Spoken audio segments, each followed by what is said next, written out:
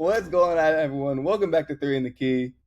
My name is Grant, and I'm the host that thinks Ace Bailey has the worst agency of all time. How are you not going to work out for any team and then demand where you're going to get drafted? That's crazy, man. So he needs to look at himself. Look at us up in the mirror. What's going on, everybody? I'm Kaim, and I'm the host that won't be fooled by all-season moves by the Hawks, bruh. The Hawks will be a number 6 through number 10 seed, as they have been for the past 10 years. And I won't be fooled by KP or any of this stuff going on. Man, they said that's the most exciting 500 team Yeah. ever. What's up, y'all? I'm Jay.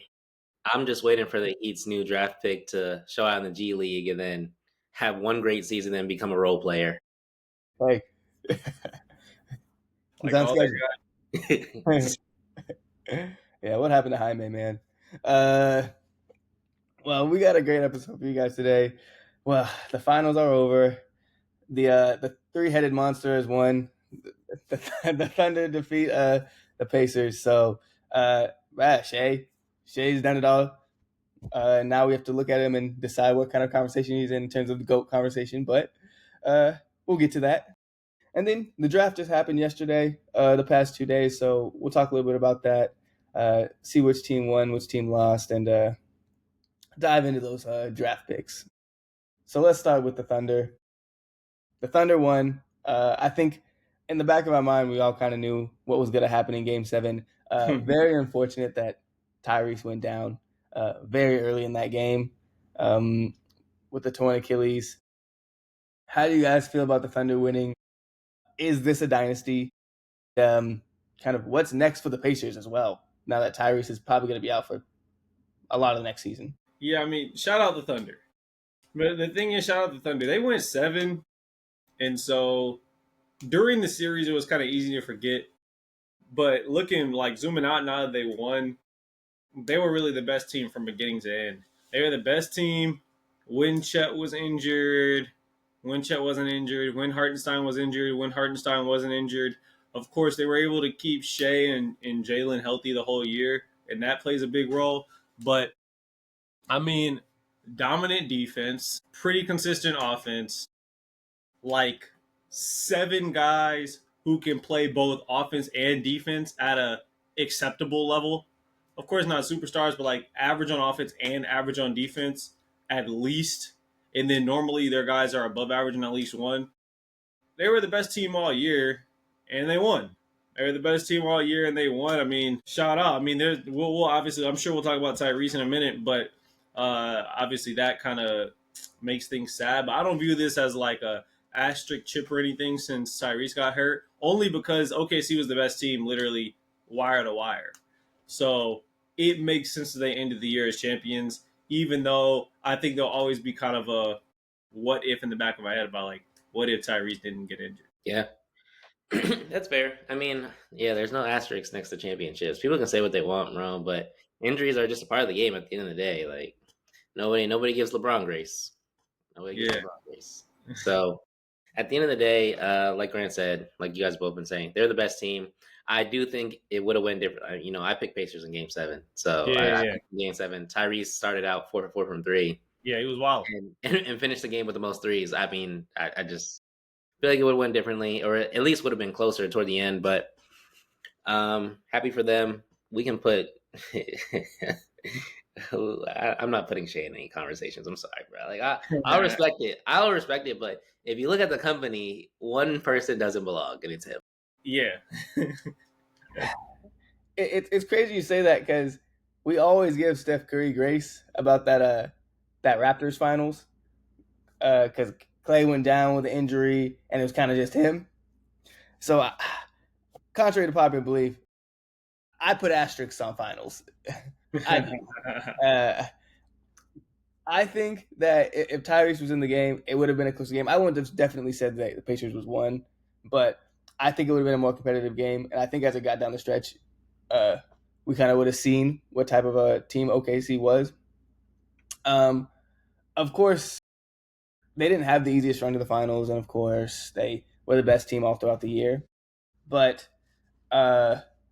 I think it's just hard to be like, okay, yeah, this is great. Like I'm happy about this. It's kind of like, I wish I could have seen everything Yeah, at its full power, like the Pacers at their full power. So that sucks. I mean, when it comes to Shai, man, I mean, 30, he averaged 33, 32 in the finals. Who else has yeah, done that? yeah, Who else won Finals MVP, and scoring title in the same season? yeah. He's the first person since Shaq, so he's the first person in like 20, 20 25 years. years, bro. Yeah, and I'll respect him. I'm just saying, bro. There's a certain level of dominance that other guys have. That's all I'm Yeah, saying. Like the last guy was Shaq, like you said. Shaq was actually unstoppable. Shea looked very stoppable versus the Pacers. Like He was stoppable, but you had to send too. It was yeah. he had to get sent too. not if Nemhard had a good day. If he had a good day, all he needed was Nemhard. Now, Shay's interesting. Shay's interesting because he is pretty much unstoppable as a scorer because he can finish at the rim. The mid range is a layup for him, and then he's getting better and better at the three. He's unstoppable on offense. There's just, and I hate that we do this to players. I feel like Jason Tatum is the victim of this a lot too. But when you have such a complete team, Brad, and when you have people that are close to you on your team that in any given game, sometimes important games can outplay you, like how Jalen Williams had 40 in game 5, I think, or game 4. It shouldn't, maybe, but I feel like that takes away from the dominance it feels like you had. Like OKC is a great team, and Shai is the best player on that team, who is honestly a great. Like he's one of the greats of this generation. But when you look at that list, I think they said the list of people that have won scoring title, Finals MVP, and MVP in the same season is like Shaq, Michael Jordan, and like somebody really, really old after that. Kareem, it's Kareem. Yeah, like Kareem. So I'm not putting him on that level. I'm not putting him on the same level because those three guys, to me, literally to me, those are 3 top 5 players. And I don't think Shay's not. I don't think Shay's that close to that. I mean, okay. So my first rebuttal is, what if he does it for 3 to 4 straight years? Oh Maybe well, not get then him that's scoring way title, different. maybe not get him scoring, but after 3 years of this, it's like, Oh oh, yeah, he's on that level now. He's yeah, on that level. But also, I'm kind of iffy on that other point. I feel like every single championship team needs a second guy. yeah. They need it. Shaq and Kobe. I mean, it was Shaq and Kobe. LeBron and Kyrie. They both scored 40 in one game. Yeah, but I feel like you always knew on those teams. You always knew who was like clearly the best. The way Game 5 was looking, if you only saw Game 5, you would have thought Jalen Williams was the best player on the Thunder. I mean, there's probably games if you only saw some finals, like the 2000 finals or the 1999 finals, you would think Tim Duncan was better than David Robinson at the time. So That's arguable. He Yeah, might Tim have Duncan was. at the Yeah, time, Shea is like David Robinson. Yeah, that's about his level. I mean, yeah, they didn't win a chip till he got there. Yeah, Tim Duncan was kind of him, bro. and those later years, it was Shaq and Kobe, but there were probably games you saw Kobe like, oh, I Kobe's better agree. than Shaq. I agree. The one game is tough because I'm sure. I mean, I don't know all the games. I'm sure there's at least one game where Scottie Pippen outplayed Michael Jordan, or like there was a bunch of they lost, but in 2011 there was a bunch of games where D Wade outplayed LeBron. But I just think I think when you start getting into that second guy being super important, that third guy being super important, that fourth guy being super important, I start to take it out of the individual player dominance and put it into the team dominance. Which is still actually great, but I feel like it looked a little different than when, for example, when Jokic won the championship, Jamal Murray was actually hooping that whole playoffs. But it's like, do you see what this man Jokic is doing, bro? Like, do you see what he's doing, bro? He's almost averaging a triple double in the playoffs. He's hitting threes. He's 7 feet, and I just feel like, in terms of putting Shea in that all-time conversation, I just think it's different now. I think basketball is different now, where I think it's more team-oriented. And so one thing I will agree with you on, G, is that we do have to be careful that we don't make it so that none of these new guys can ever be considered as dominant as like we got to make sure that LeBron and Curry and I guess KD aren't the last guys that we like let get close to top 10, because now basketball is just team basketball. Like if the Pacers had a won we would have thought of Tyrese as like clutch, but we don't even think he's as good as Shai. So we would have just been like, these are just good teams. And so I wonder what it would look like for a really, really dominant player to win, and I wonder if that's going to happen again for a minute. Yeah, we gotta see. We gotta see about that. Gotta see, because I feel like we even like. I mean, at the end of the day, I do think like Jokic and Giannis when they won, they clearly looked like dominant players. It was like, okay, you see this? Yeah. So definitely, I think it's still possible, but the team definitely matters. And I think people just disrespect Jason Tatum because if like actually, like I'm one of those people. But if Jason like the Celtics that year, how good they were, I think Jason Tatum was like third in MVP voting. But like if we use the same logic as this year, he arguably would have won that year. You know what I'm saying? Because they were like clearly the best team, and he was the best player on the best. That's a great point. That's a great point. Who was he clearly the best team on that best player on that team? I mean, Brad, yes, Brad. I don't like him, Brad. If was he averaging 33? That's the real issue. I think that's the real issue. I think the scoring was more balanced for that Celtics team. Yeah. We'll be right back. We see that dude. Wait, hey, what happened? He can't hear me. Yeah, browser restarted. He's cooked. We'll be right back. Bro, that was weird. You know what's funny, bro? I never stopped being able to hear y'all or see y'all. The whole time, y'all are like, what's happening? Y'all are like, yo, we'll be right back. I'm like, what the heck? Y'all can't. Like, what's going on? Yeah, we just saw a black screen. I was saying Jason Tatum wasn't averaging 30, like 33. Yeah. What I'll say is that Shai was the player that I wanted to disrespect Shai like Jason Tatum. But after watching these playoffs, I will say it was impossible to do so. It was impossible. Like, I was cheering for the Pacers, but it was like tip of the cap respect to Shai because I've just never seen a player be so able to both get to their spot so consistently and hit the shot so consistently. It's insane. I do hope they clean up the goddamn blatant push-offs, bruh. And I'm not even talking about the foul baiting. He can still do all that. Like, he's not the only player that does that. But I hope they goddamn clean up this, bruh. Because you're telling me if he can do that, how many points do you think goddamn Giannis is going to be able to get if he can goddamn extend his arm? Like, the players are too strong for that. They're letting him get away with it because he's a guard. I don't want them to keep doing that. Yeah. But at the end of the day, I respect Shai as a MVP and as a great player. I'm just not putting him in there with Kareem, Shaq, and goddamn Michael Jeffrey Jordan, bruh. Mm-hmm. Can't do it. Yeah. We'll see what happens in the future. I agree. I was thinking of a quick question. Or do you think that if we replaced Shai with Tyrese, any of the teams would get better? Because I'm thinking right now, I think both teams would get worse if you replace them with each other's point guard. I think both teams would get worse also. Yeah, which is a weird dynamic to think about. Yeah, because like Tyrese is pass first and Shai is score first. Like, their teams literally are built for like how they play, and so I feel like if they switch, they both probably would get worse. Yeah, I wish I could agree with you guys, but because I'm a Tyrese guy, but bruh, Shai is a good bump better than Tyrese. Tyrese is a great player, Jason Kidd type guy. Shai is like Allen Iverson, bruh. Like, yeah, but I would just say, think about it this way though. Like, Tyrese had Pascal Siakam to pass to, and if he went to the Thunder, he would just pass to Jalen Williams instead. I just feel like the team dynamics like match up pretty well. Like, the Pacers play hard and they all play defense, and they're 3-and-D. I agree. I actually interestingly think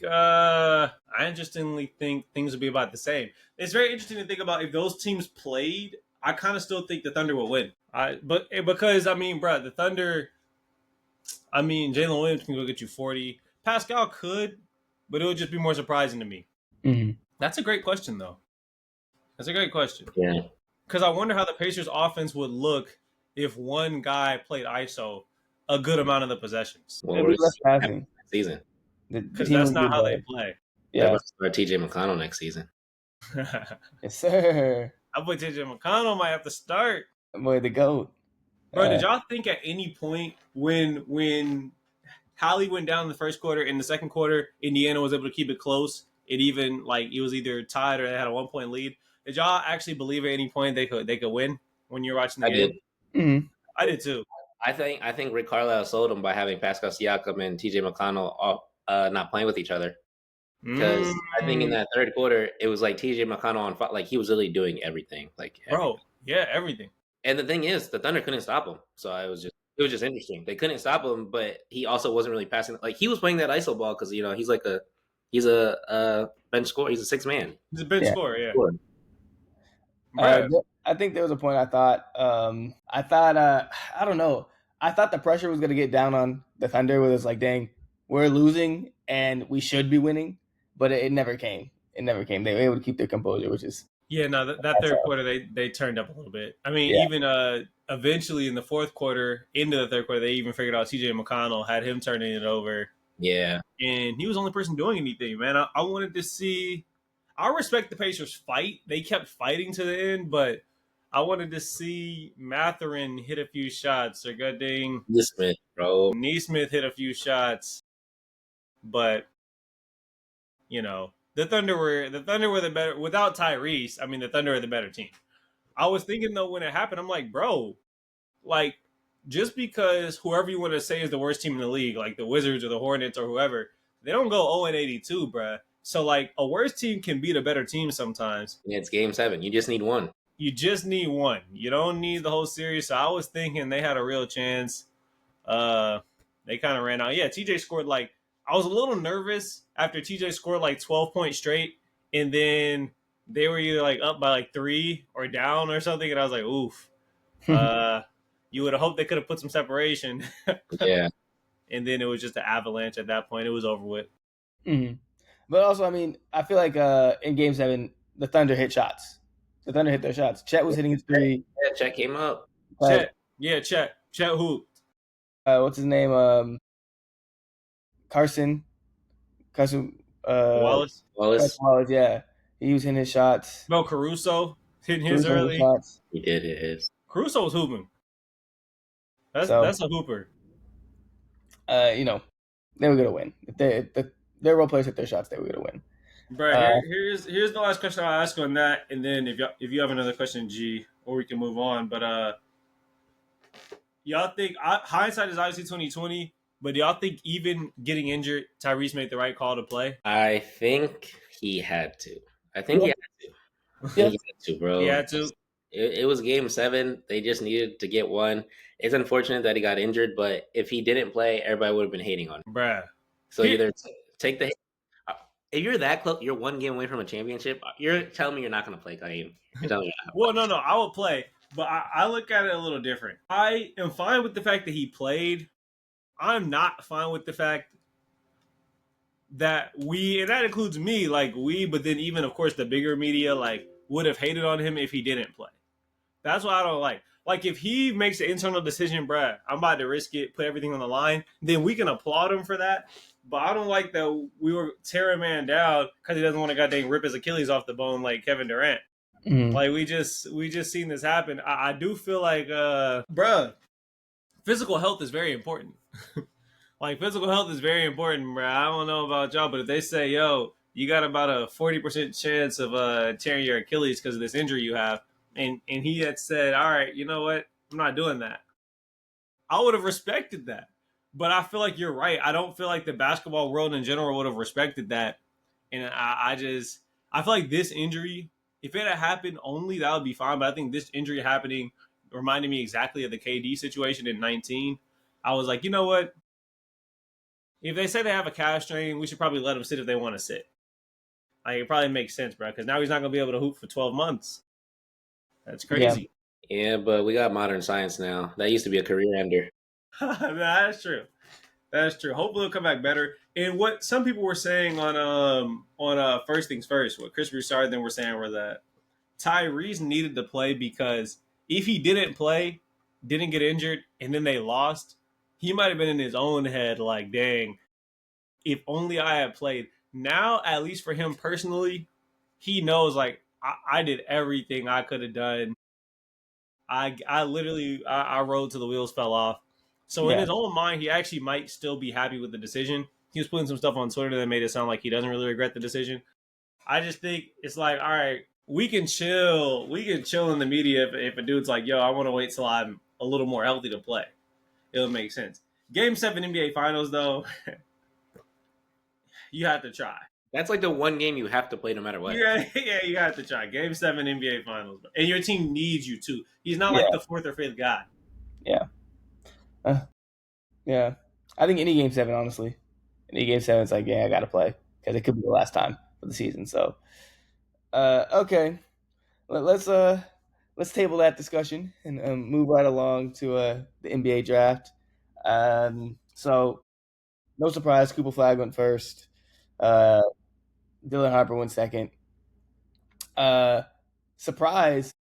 I think Edgecombe was like, we thought Edgecombe was going to go third. I think that 4th, 5th, and 6th was a little bit of a surprise because everyone thought Ace Bailey was going to go 3rd or 4th. And then the man decided not to work out with any team, and then he decided to be a pompous prince. And then he fell to the Jazz, which is 5th, which is, again, not really a fall. Yeah, that's fine.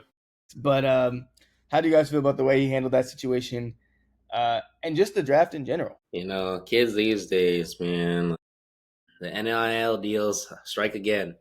You know, once you start seeing that money early, it changes how you think. It's like, dang, I already have bread.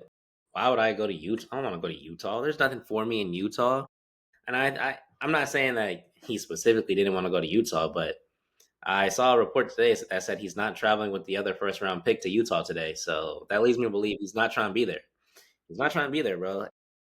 Honestly, are you gonna play with Danny Ainge? Are you dumb? Like he's not getting like what?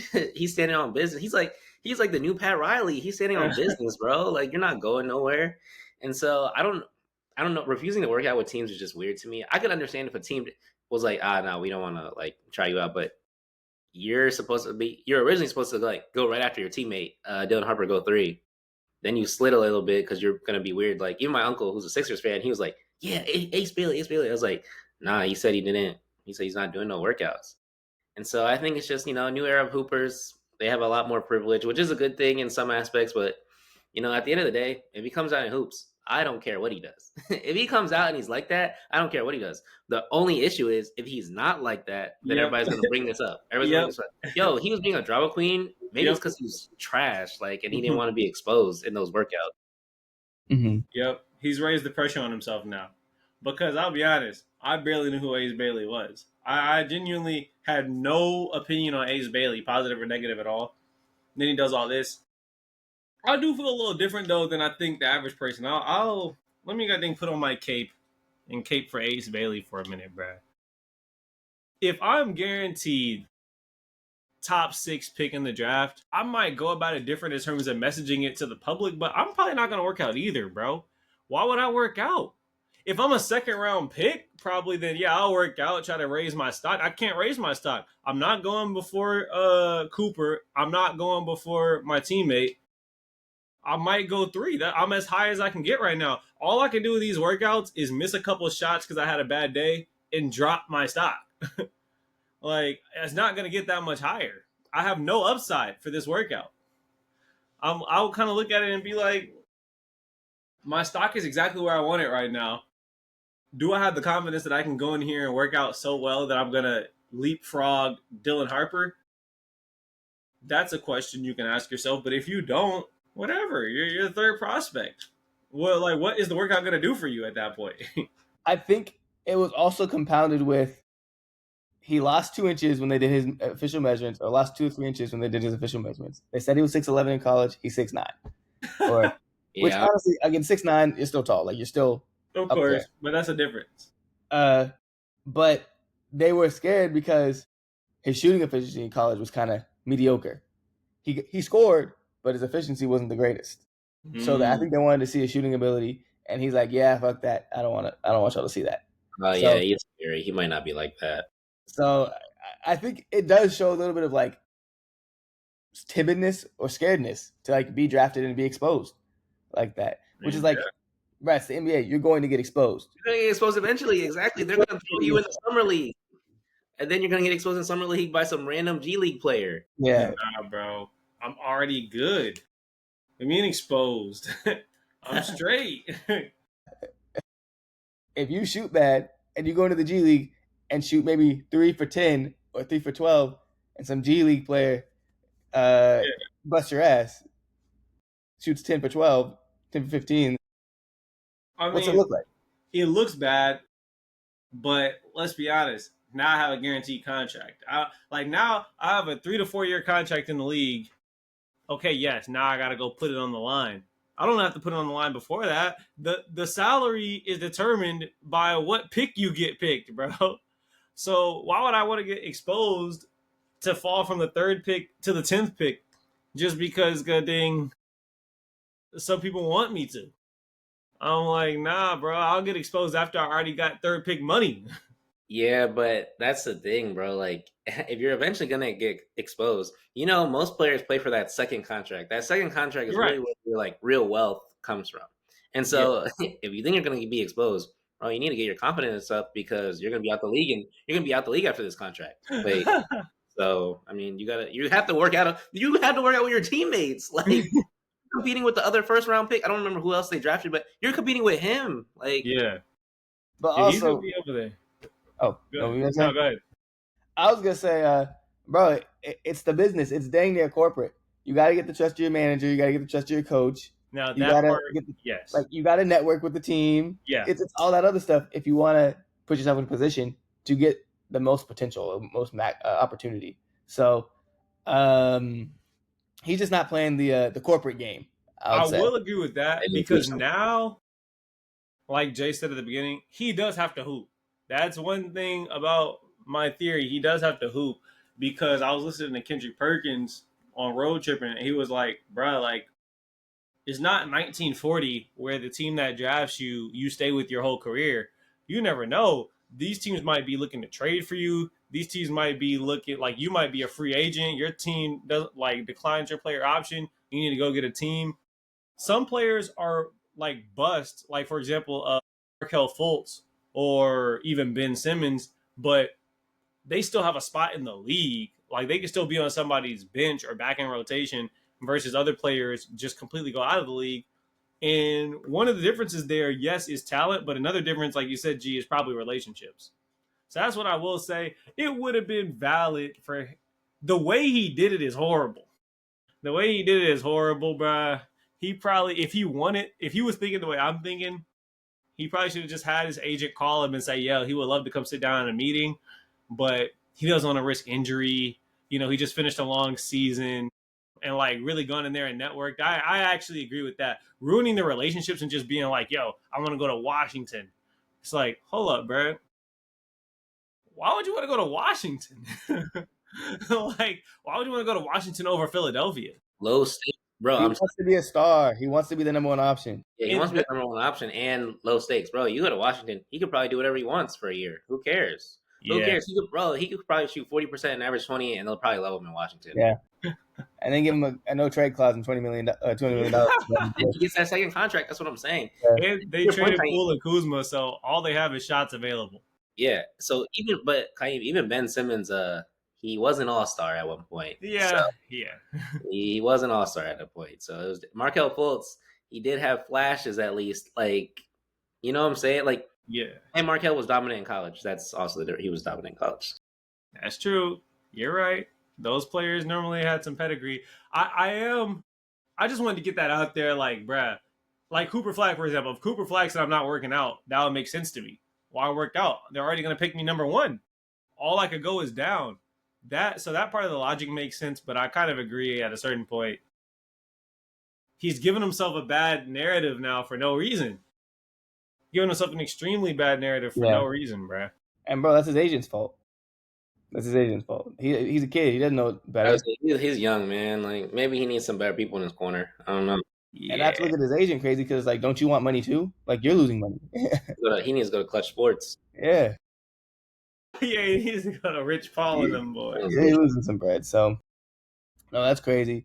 But how do you guys feel about the rest of your draft? I mean, Lakers, who they draft? Second rounders, bruh. Yeah, They're saying that's Vando's replacement. Yeah, we'll see in the Adu G League, Diarra. in the summer league. We'll see. Yeah, Yeah, we'll see. we'll see. I do think Dylan Harper's gonna be a star strictly because, like, like when your like dad is in the NBA and he's like role player, just like okay, and usually the son is like much better. I'm hoping that's the the case for blueprint. Dylan Harper. I would love to, yeah, I'd love to see that. So that's my prediction. Hopefully, those stats line up. Yeah, and also I think the Spurs have finally done the reload. They're doing the reload. They got Wemby, they got Fox, they have Dylan Harper. They've done a great reload. They were My actually only- pretty good last year. This My, is a my well-run only franchise. issue is Fox with Harper with Stephon Castle is a lot of point guards, bruh. Why do they have so many goddamn point guards on the team? They got Wemby and then 3 point guards as their next like most exciting players. Hey, bro, small ball wins. Yeah, I feel like Castle isn't really a point guard. I feel like that man's a 2 guard. He's a scoring guard. All right. Yeah, but De'Aaron Fox is also a scoring guard. Hey, 3 guard lineup. 3 guard lineup, or I mean, a 6-man is important. Like people be hating on the 6-man. You need a 6-man. Yeah, but Stephon Castle, I feel like he's too young to be pushed to 6-man already at this point. Like he would leave. Mm-hmm. Like, you better put De'Aaron Fox on the bench, bro. He hasn't even been an all-star. Like, Okay. So, I mean, I'm sure as a rookie, you probably are gonna start Dylan Harper off the bench if you have to, or they might genuinely start 3 guards. Start 3 guards, a forward, and Wemby, and see what happens. I mean, Wemby's in the paint, so I feel like you don't really have to worry about your defense that bad. all right, That's bro. true. We'll see. I think De'Aaron Fox, he might start to begin with, but if Dylan Harper is really like that, it's gonna be him and Stephon Castle because at this point in his career, we know what De'Aaron Fox can do. Dang, bro, you can't bring De'Aaron Fox off the bench, bro. Bro, I'm just saying, bro. Let's be real here. Like Stephon Castle's 20, Dylan Harper just got drafted. He's like 18 or 19. De'Aaron Fox is what, like 27, 28. Like we know what he is, bro. He's not getting any better. And is CP3 still on the squad? Yeah, I think so. Dang. CP3, he's a veteran now. He could that man will be mentoring the youth, man. Yeah, he's mentoring at this point. He's mentoring because he's slowed down. The interesting part is I was a hater about Cooper Flagg for the longest time, bro. All the hype because I was like, man, you know what this is? This is America. This is the Great White Hope. But similar to Caitlin Clark, I'm not as convinced as I am with Caitlin. I became a Caitlin fan because of the hoops. Here, I was watching some of his tape the other day. I was on YouTube. I fell into a Cooper Flagg goddamn rabbit hole, and he's a lot more athletic than I thought. He's a lot better defensively than I thought. He's fluid. He looks dominant. He looked dominant in college. They're saying he's like a better Chet before the injury. Like, and he's kind of big. Is he like 6'8"? I think he's like 6'10". Yeah, bro. And he's moving slightly guardish. Do y'all think he can actually become a superstar? If he doesn't get injured. If he doesn't get injured. Bro, bro, here's the thing, bro. Like, same with Chet. Chet was supposed to be that guy. Now he's third option. But the good news for him is he's still young too, so he could get better. Yeah. I mean, that Dallas team could be straight when Kyrie gets healthy. If Cooper Flagg, especially if Kyrie and AD have one more good season in them after this year, they're getting a little older, but they should be able to have one more good season. And then Cooper Flagg comes back year 2 after he gets over the rookie bump. They could be straight, bro. They could be straight. And then Nico Collins could get the fans off his back. Because I kind of feel bad for their fans. To watch the trade, they lost Luka, then AD got hurt, then Kyrie got badly hurt, all back to back. It was actually sad. But then they got the number 1 pick. So tides might be turning. Tides are turning. No, I think Cooper Flagg's a hooper, and I think he'll be good in the league. Yeah, his highlights are kind of crazy, and I think he is more skilled than Chet. I think he's more skilled, has more offensive bag, quicker, and stronger. So he looks a lot thicker. Chet actually looks unusually skinny. kind of like I guess like KD a little bit, and KD's a hooper, so it's not like a bad thing. But like, Yeah. I'm like, dang, his arms look like a high school kid's. He's not consistent yet, though. All right. Any last thoughts? Any last draft thoughts before we wrap it up? Excited for the next season. Yes, sir. Summer League's coming up. 2-3 weeks. Summer League, so hoops doesn't stop. Hoops never stops. It's unfortunate for my girlfriend, but hoops never stop. Yeah, bro, I'm fiending for hoops. Then I don't have to watch Love Island for 45 minutes every day. And then have the 45-minute debrief afterwards. Yeah, it's OD. All right. Well, that wraps up this episode. Thanks for tuning in, and we'll see you next time.